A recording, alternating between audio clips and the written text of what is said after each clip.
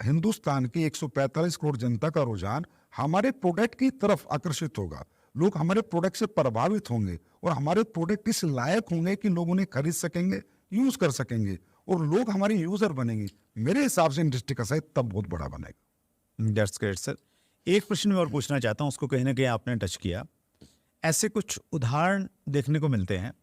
एक व्यक्ति किसी ठीक ठाक अच्छी कंपनी में काम कर रहा था, रेप्यूटेड कंपनी थी, पुरानी कंपनी थी, पैसा भी ले रहा था, नेटवर्क भी था। वो अचानक किसी ऐसी जगह चला जाता है जिसका फ्यूचर एक आम आदमी भी समझ सकता है कि अंधकार में है, शायद पैसा मिल जाएगा उसको ज़्यादा। तो ऐसी प्रवृत्ति क्यों होती है लोगों की? आपने भी कुछ लोगों को देखा होगा और उनके संपर्क में कुछ लोग आते हैं, तो उनको आप क्या संदेश देना चाहेंगे सर? सर मुझे लगता है मतलब ये इंडस्ट्री तो इतनी इमोशनल इंडस्ट्री, इतने टच रहता है एक लीडर का अपने डाउनलाइन से, डाउनलाइन का अपने अपलाइन से। एक सालों का रिश्ता हो जाता है, सालों साथ काम करते हैं, सालों साथ घूमते हैं, सालों टूर करते हैं। मैं तो कहता हूँ भाई से भी ज़्यादा बड़े रिश्ते बन जाते हैं लोगों के। लेकिन अगर एक व्यक्ति किसी भी ऐरी गैरी कंपनी में आकर किसी लालच में अगर जा रहा है, देखिए सर बिना लालच के कोई नहीं जाता। कोई ना कोई लालच उसको वहां पर मिलता है तो उसको लगता है मैं जो यहाँ नहीं कर पाया इससे ज्यादा वहां कर पाऊंगा। अच्छा, कुछ लोग तो कमाते कमाते भी स्विच करते हैं, आप देख ही रहे हो, क्रिप्टो में भी स्विच करते हैं, इन्वेस्टमेंट प्लान में स्विच करते हैं, कुछ ऐसी कंपनी में स्विच करते हैं प्रोडक्ट बेच, जिनका प्रोडक्ट सिर्फ एक मखोटा है, प्रोडक्ट सिर्फ मखोटा है। लेकिन वो लोग सिर्फ अपने लालच के लिए, हजारों लोग जिन्होंने उससे प्यार किया, हजारों लोग जिन्होंने उसे अपना आइडल माना, हजारों लोग जिन्होंने उसे अपना गुरु माना, उसको छोड़ के कुछ निकल जाता है। लेकिन छोड़कर नहीं निकलता सर, उनको ले जाने की भी कोशिश करता है। अच्छा जब लगे कि अगर एक व्यक्ति कहीं जा रहा है, उसको नहीं समझ में आ रहा, तो अगर उसमें वाकई में ही सेल्फ डिसीजन मेकर है, वाकई में वो अपने डिसीजन पे गर्व करता है, तो उन लोगों को ना लेके जाए, अकेला जाए, काम करके दिखाए। लेकिन इसी वजह से इंडस्ट्री के अंदर जो हम चाहते हैं कि इथिकल वे नेटवर्क मार्केटिंग हो, इथिकल हमारे आम समाज हमें इज्जत दे, सम्मान दे, ये सब चीजें बंद होंगी सर एक दिन, ऐसा जरूर होगा। लेकिन मैं ये कहूंगा कि ऐसे इनको मैं क्या बोलूं, ये लीडर नहीं, मतलब लीडर ही है, ऐसे लालची लोगों के साथ अगर कोई व्यक्ति लालच में जिंदगी लगाएगा तो कभी ना कभी खत्म होगा, और कोई कैरियर में जिंदगी लगाएगा तो उसका कैरियर पक्का बनेगा। तो लोगों को अपने कैरियर पे ध्यान देना है, लालच पे ध्यान नहीं देना। ऐसे लालची लोगों को बाइकआउट करें। और अभी हम लोग तो एक रूल ला रहे हैं डीसीआई में कि जो भी लोग बड़े बड़े लीडर्स इधर उधर स्विच होते हैं उनको हम ब्लैक लिस्टेड करने वाले हैं। अरे वाह। और ब्लैक लिस्टेड करने के बाद हम अपनी वेबसाइटों पे डाल देंगे, वो हिंदुस्तान की जितनी भी बड़ी कंपनी उनमें कहीं भी जीवन में ज्वाइन नहीं कर सकता। अगर वो एक बार इन्वेस्टमेंट प्लान में चला गया है तो अब जीवन भर इन्वेस्टमेंट करेगा, प्रोडक्ट बेस में हम उसे आने नहीं देंगे। क्या बात है सर। आई थिंक मलेशिया में एक ऐसा कानून है, कानून नहीं मतलब एसोसिएशन ने ऐसा बनाया हुआ है कि जो लोग अनएथिकल प्रैक्टिस, और ये कुछ गिने चुने लोग रहते हैं सर, वो इधर उधर शिफ्ट होते रहते हैं, माहौल ख़राब करते हैं कहीं ना कहीं। मतलब जैसे पुलिस पे लिखा रहता है ना कि भाई ये जो है ना ये फरार बंदे हैं, तो वैसा कुछ आप प्लान कर रहे हैं कि ऐसा कुछ लेके आएंगे? करेंगे ना सर, इंडस्ट्री एक हो रही है धीरे धीरे, सारी एसोसिएशन से एक हो रही हैं, सभी लोग आपस में बात करते हैं, सब लोग आपस में जुड़ चुके हैं, तो बातें चल रही है कि इन्हें ब्लैक लिस्टेड किया जाए। आज आप इन्वेस्टमेंट प्लान में चले जाओ तो 1-1.5 साल आप वहाँ पैसा बनता है, नहीं बनता, उसके बाद आप रिपोर्टेड बेस ढूंढते हो। तो आप एक ही डिसीजन लो ना, अपने डिसीजन पे मतलब अपने डिसीजन पे काबिज रहो, दिखाओ दुनिया को कि यार मैंने डिसीजन लिया, I take the decision and make the right. लेकिन ऐसे तो इससे क्या, वो अकेला नहीं, वो लाखों हजारों बच्चों की जिंदगी को खराब करता है। That's great. एक बड़ा प्रश्न है सर, ये प्रश्न बहुत सारे लोगों ने पूछा है। अगर एक व्यक्ति को डायरेक्ट सेलिंग समझ में आ गई कि यार इंडस्ट्री बहुत अच्छी है, मैंने इसमें काम करना है, उसको एक ऐसी कंपनी चुननी है जिस पे वो 100% विश्वास कर सके और अपना करियर लगा सके, क्या पैरामीटर्स हैं, क्या चेक करें? सर देखिए, किसी ने कहा है कि आप किसी की बातों में ना जाए, कागजों में जाए। जो कागज बोलते हैं वो कागज जो बता सकते, वो बातें नहीं बता सकती। तो आपको सबसे पहले तो ये चेक करना है कि किसी भी कंपनी में मैं जा रहा हूँ, उसके प्रमोटर्स जो हैं, उसके डायरेक्टर्स को, उनका बैकग्राउंड क्या है, वो किस बैकग्राउंड से आए, क्या वो एक विजन के साथ आए, एक मिशन के साथ आए, या वो भी एक अपनी छोटी सी दुकान खोल के छोटे मोटे पैसे बटोर के भागने के लिए आए। क्योंकि इंडस्ट्री का बदनाम होने का कारण ही ये रहा है कि लोगों ने अपने कैरियर लगाए, कोई 1 साल में गया, कोई 1.5 साल में गया, प्रोडक्ट भी लेके आया, कोई प्लान भी लेके आया, ऑफिस भी खोला, सॉफ्टवेयर बनाया। तो इसके लिए आपको सबसे पहले ये समझना है कि आपके जो प्रमोटर्स हैं उनका बैकग्राउंड क्या है, उनका मिशन क्या। उसके बाद आप डायरेक्ट सेलिंग की रूल्स जो आज आए हैं उन्हें कंपनी कितना फॉलो कर रही है, उसका जो एग्रीमेंट हो रहा है अपने डायरेक्ट सेलर के साथ वो कितना स्ट्रॉन्ग है, for company and for direct seller also, दोनों के लिए वो एग्रीमेंट कितना स्ट्रॉन्ग है। फिर वो जो प्रोडक्ट दे रहा है वो प्रोडक्ट के ट्रेडमार्क क्या उसके हैं या वो किसी के भी लेके बेच रहा है, जिससे वो प्रोडक्ट ले रहा है या बना रहा है वो तो उनके ऊपर है। तो वो प्रोडक्ट जो ले रहा है या बना रहा है वो प्रोडक्ट पे क्या उनके पूरे पैरामीटर्स पे कंप्लीट है, क्या वो लैब टेस्टेड है, क्या वहाँ R&D हुई है।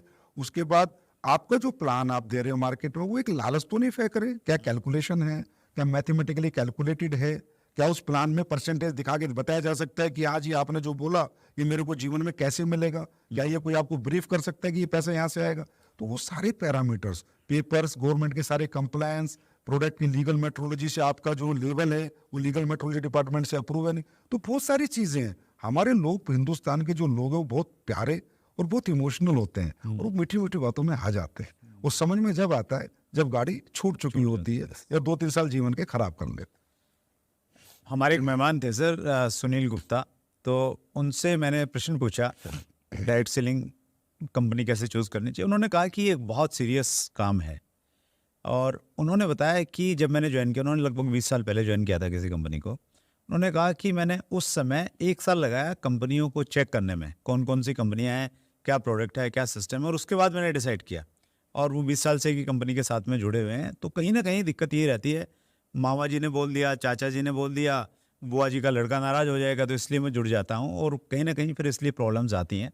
तो ये एक मतलब सबसे इम्पोर्टेंट टास्क है कंपनी का चुनाव करना। कंपनी का चुनाव करते समय सबसे बड़ा ध्यान रखना चाहिए, आप कंपनी की पूरी केस स्टडी करें, आप किसी की भी बातों में ना आए, आप पेपर्स की स्टडी करें, आप प्रोडक्ट की स्टडी करें। आप एकदम क्यों जुड़ रहे हैं, आप प्रोडक्ट लें, उसके यूज करें, उसके रिजल्ट लें, मार्केट से कंपेरेटिबल प्राइस लें, सब कुछ लेना। आप तो हकदार है, आप तो फ्रीडम में, आपको कोई जबरदस्ती थोड़ी आ सकता है कि आप मेरी कंपनी चुनाव कर लें। देखिए सुरेंद्र सर, सबसे बड़ी बात आज हिंदुस्तान के अवाम को ये जानने की है कि 1,72,000 कंपनी 1996 से लेके 2023 तक भारत में MLM के सॉफ्टवेयर ऑफिस बन चुके हैं। और आज उसमें अगर आप बात करें इंडियन और फॉरेन दोनों कंपनियां मैं मिला लूं तो आज ज्यादा से आप लोग खूब तसल्ली से ढूंढ ले तो 20 कंपनी मिलेंगी।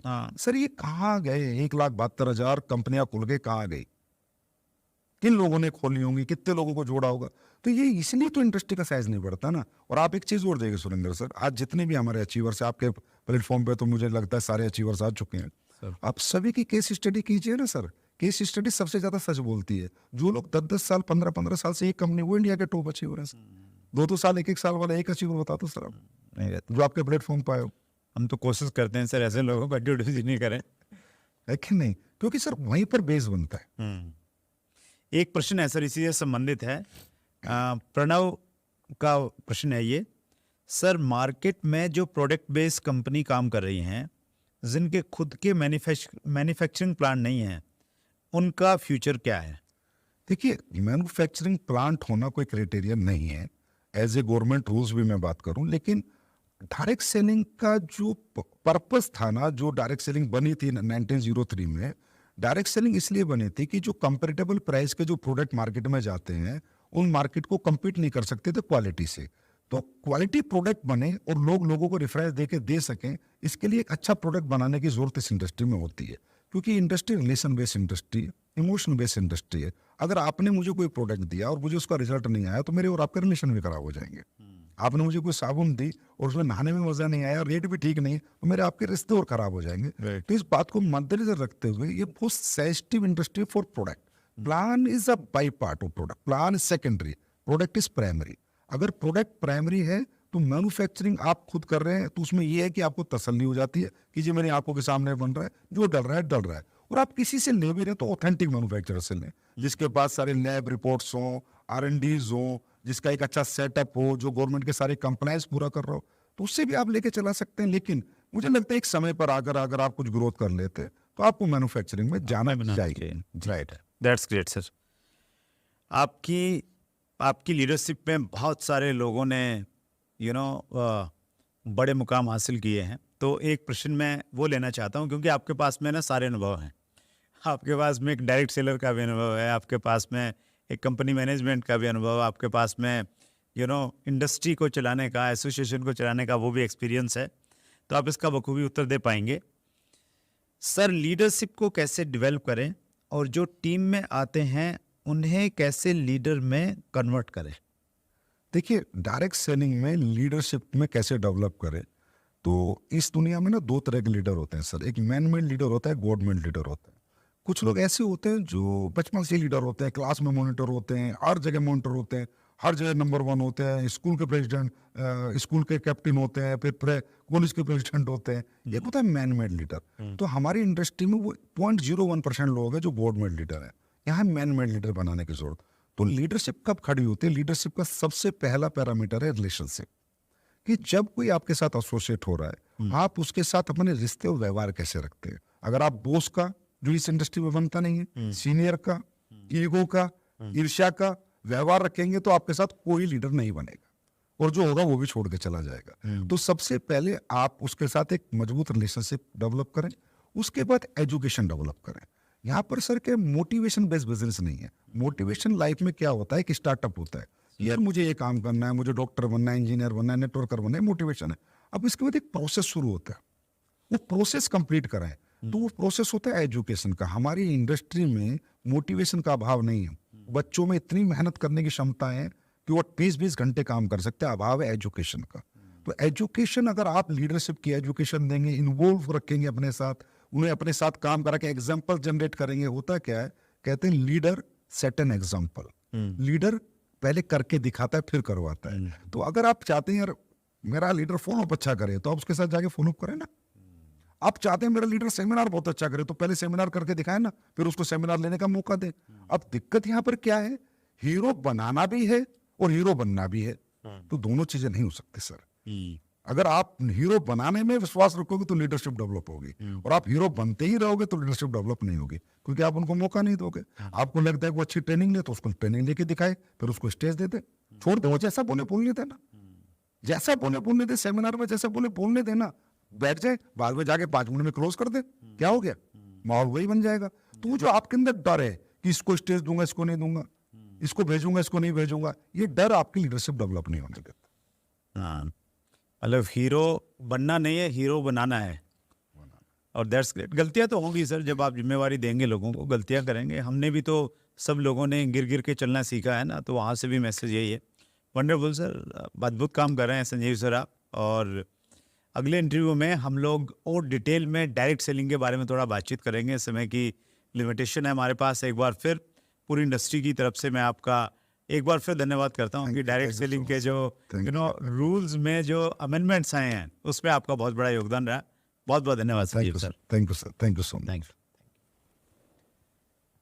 सो ये थे संजीव कुमार जी, ADSCI के प्रेसिडेंट हैं। डायरेक्ट सेलिंग इंडस्ट्री को बहुत बड़ा मुकाम देना चाहते हैं, जज्बा बहुत बड़ा है, एक फौजी की तरह काम कर रहे हैं, डायरेक्ट सेलिंग इंडस्ट्री के सैनिक हैं। सो अगले मंगलवार को रात्रि 8 बजे फिर एक बड़ी शख्सियत से मुलाकात होगी। अपना ख्याल रखिएगा। बहुत बहुत धन्यवाद। अगर आपने अभी तक chat with Surendra Vats channel को